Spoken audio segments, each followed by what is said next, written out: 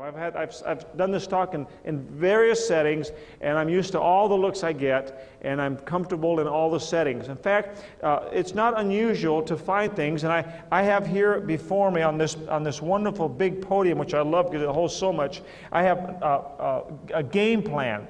I began this talk by being concerned for my own children and asking God to show me what would I do as a father to raise my children. And I began to collect these game plans, and I have various things that I'll bring to you in just a moment as I read things to you to alert you to some conditions that are in our nation today that hopefully we don't have to walk that produce disastrous circumstances.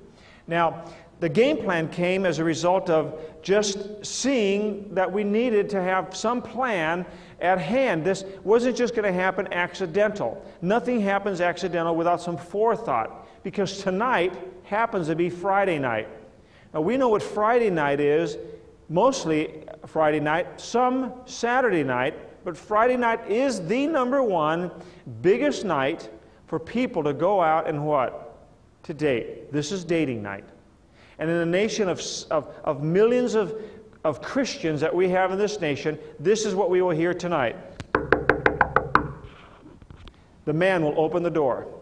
Standing in the doorway will be the father of a daughter, and a young man standing there go, "Hello, Mr. Andrews, I am here to take your daughter out on a date." You go, well, yes, she told me. I'm a little bit nervous because she's never gone on a date. She's just 16 now.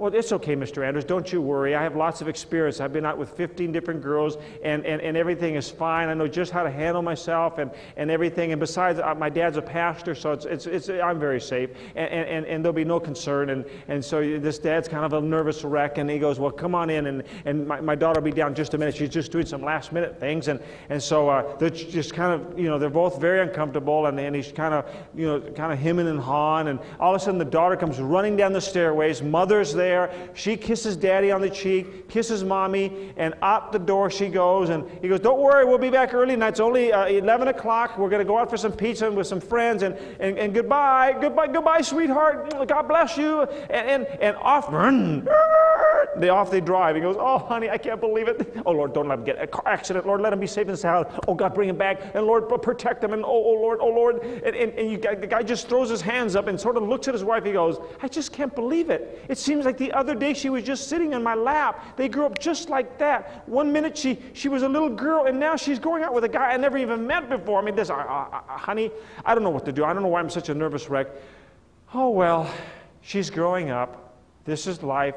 It's going to happen sooner or later. And it's now later than sooner, and I just can't believe it. Oh, God, help me through these years. And the dad goes, sits down, and figures what he's going to do with his life.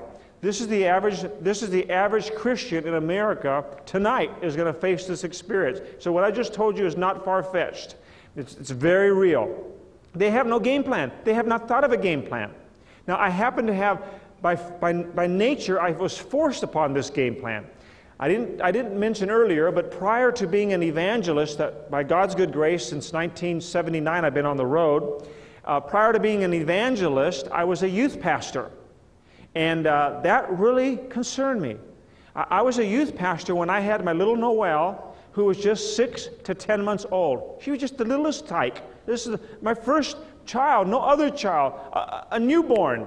And I was a youth pastor, didn't have the foggiest notion of what she would grow up into. But then when I began to see the Christian teenagers in the youth group doing things with other teenagers, I got thinking, well, wait a minute, is my daughter and son, if I have a son someday, going to grow up and do just like them in the church? I was shocked. And part of my shock was I had this preconceived notion, which most of us out here have, is that, in fact, I'll tell you what it is. I just, off the top of my head, you see I don't have a lot of notes. It's just things that come to my mind. I better tell you when they come to my mind, because if I don't, I'll forget to say them later, and I'll regret not saying them. Better say them now when they come out, and this is the thing I want to tell you. The average person right here, right now, would do something like this. Let me be you.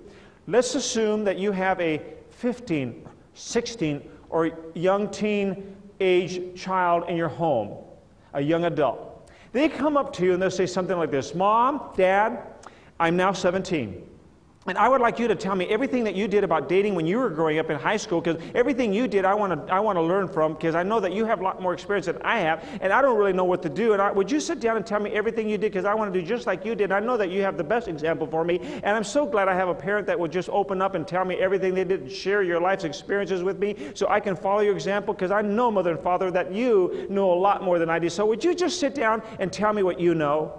The average parent would go, I really can't tell you too much. You see, really I just did what everybody else did back in the 1960s, and I just didn't know too much about it. We really didn't have a lot of role models, a lot of examples and everything, but I really can't tell you too much. As a matter of fact, I don't know what to tell you about it. I do remember something. I do want to tell you this. All I want to tell you is, whatever I did, you ain't doing, and don't ask me no more questions. Goodbye. You know, that's the average family sitting out here. In fact, it's the average family nationally. I've done this now in 48 states, this message. I've been to some conferences with like 5,000 to 6,000 people, and they all chuckle when I get to that part. They're like, little bear, you must have been reading my mind. So therefore, we have a problem. The average parent really doesn't have the direction. I didn't have it. And so the misnomer is this. You go, but little bear, I wasn't a Christian. This is why I can't tell my children. But praise God, they're Christians. And because they're Christians, they'll never have the problems I had because they're Christians and they know better. And so that one concept alone is a major deception. That one concept alone, without a game plan, as a Christian, you will be shocked. In fact, I'll prove the shock to you by the show of your hands in this room. If you'll allow me, I'll take my cape off, because the cape is really a cloak. This is like a coat. And I wore this today because it's quite cold here in Texas, and I wanted to stay warm. As I got off the airplane, I had my cloak on, and so I'll set this here and get a little bit more comfortable. Now, here's what I want you to do by the show of your hands. How many of you here in this room either know a boy, it's always the girl you know about first, but you know about the boy later. How many know of a boy or a girl from a somewhat, what you would assume, a Christian environment, a church environment, a Christian home environment? How many of you know of this setting of a Christian boy or girl who has happened to have had, and this isn't pie in the sky, this isn't something you read out of Reader's Digest or some Christian magazine, this is something that you know of somewhat personable, either indirectly through someone in your church, or that you personally know the story. How many of you know of a boy or girl who had a child out of wedlock in a Christian community? Would you raise your hand? Look around, everybody. I have asked this question now for these many years. And when I asked that question, all the hands that you saw go up is synonymous of a nationwide, 48-state, hundreds of thousands of Christians now in 20 years of asking that question, that the hands go up. It's shocking. When I first saw it, I was flabbergasted. Now it's just a matter of habit. Like, there's the hands again. Do you know what you just said? The parents who assumed that their Christian children would know better, didn't know better, or your hands wouldn't go up. In fact, I'll prove it to you. If we got on a time machine and we could do this, and we went back to the early 1900s or late 1800s, and we jumped out of the time machine and stood in New York or even San Francisco during the gold rush years, and jumped out on a corner and go, gather around, citizens, I've got a question to ask you. Or even go to the local church and ask this question. How many of you know of a child or a young person who had a child out of wedlock? Do you know what? I wonder how many hands we'd see. I can tell you, none. Maybe one or two in a huge crowd. Do you know why? It wasn't happening. It tells me something. Anybody with any brains who has eyes to see will go like, whoa, what's the difference between 1880 and 1980? Or now 2003? What's the difference? What has happened? What has happened in the Christian culture to cause that? This youth pastor is getting very concerned. This youth pastor looked at the youth in my youth group doing things that kept saying like, is that going to happen to my daughter? Is that going to happen to my son? I'm getting real concerned. That's when I began to collect things, these things. One day I was in a church. I opened up the bulletin.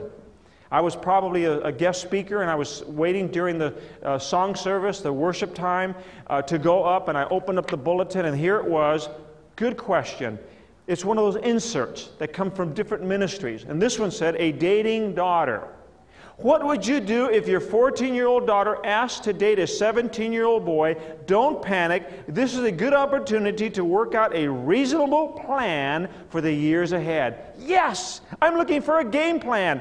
This was the very first game plan I ever got. I was excited. I go, this man, this ministry will give me the solution. And here was the game plan. Now you're me, and you're sitting in a pew, and you're gonna read this for the first time, and I wonder how you will react to it as you hear it. Put yourself in my shoes. I'm sitting there, and I'm reading. Tell your daughter that you understand her new interest in boys. However, point out that she's not ready to handle the pressure of a boy so much older at her age. Explain to your daughter that you want her to get ready for dating in the future, but there must be some steps that will need to take place first. Teach your daughter to be friends with the boys before considering anything more serious. She can do this by getting acquainted in groups of boys and or girls of her own age. Offer to invite them to your house or let them go to the homes of others. Then agree that when your daughter is between 15 and 16, she can begin double dating to places that are chaperoned by adults. Finally, tell her that she can go on single dating sometime during her 16th year. Reassure your daughter that you want her to have dating and have fun with boys, but be reasonable about this. She's not ready to plunge into dating with a senior in high school at the age of 14. Now, you just heard this for your first time. You're me. When I was reading this in the pew, I had some red flags start going up. And I thought, wait a minute. Now, this is a well-known, recognized ministry. And I thought, like, oh, why would they say that? Red flags. But every time the flag went up, I would put it down and go, well, maybe they know better than I do. I don't know. I don't have all the answers. I'm just a young dad seeking answers for my children. I didn't throw it away. I saved it and stuck it into my what later on began to be my courtship file to prepare my children for that future time. Then one day, don't ask me when or where, I read a magazine called the U.S. News and World Report. The Christian version is really called the World Magazine. It's like the Time magazine. It's the Christian version, produced by a Christian organization, I believe in North Carolina. And I think we subscribed to it for a while. The World, great, good magazine. Article, get me to the church on time. Bing! Yes, it's one of those game plans. I clipped it out of the magazine. It's here today. I photocopied it. I'll read it to you. One paragraph leaped out at me. You're hearing this for the first time. How would you react? I wonder if it's how I reacted. Guide your child as he or she begins to show interest in the opposite sex. No universal rule can be established when dating must begin.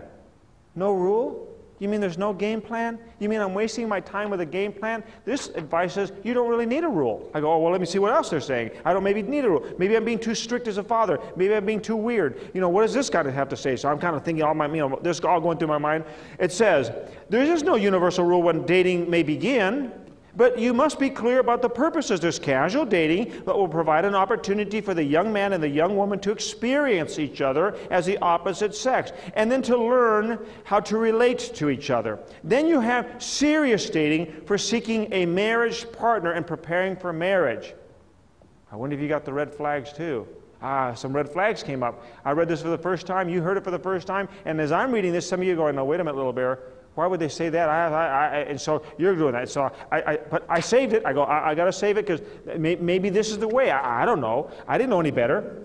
Then one day I was walking the streets. I walked the streets of I don't know, New Jersey or something. I don't know. I find stuff. I walk and pray a lot of times when I travel because I'm kind of hyper. I don't like to sit still in one spot too much, and I just walk around kind of personality. And so I'm walking around, and I noticed this paper was on the ground. And so, you know, sometimes when I'm walking around, I'm one of those kind of like the guys in The Odd Couple, Felix, that likes to clean everything up, and it drives mothers crazy growing up. My mom didn't like me because I was cleaning the house for her and driving her crazy. And so I don't even like being this way. It drives me crazy. But anyway, I saw this paper on the street. It just bugged me. I had to go get that paper and get off the street. And so I went over and grabbed the paper, and there it said, Eric, I found a girl's love note. I said, oh, wow. It was providential. I went on my prayer walk. I found a love letter. And so, Eric, this is modern, 1997. That's not too long ago.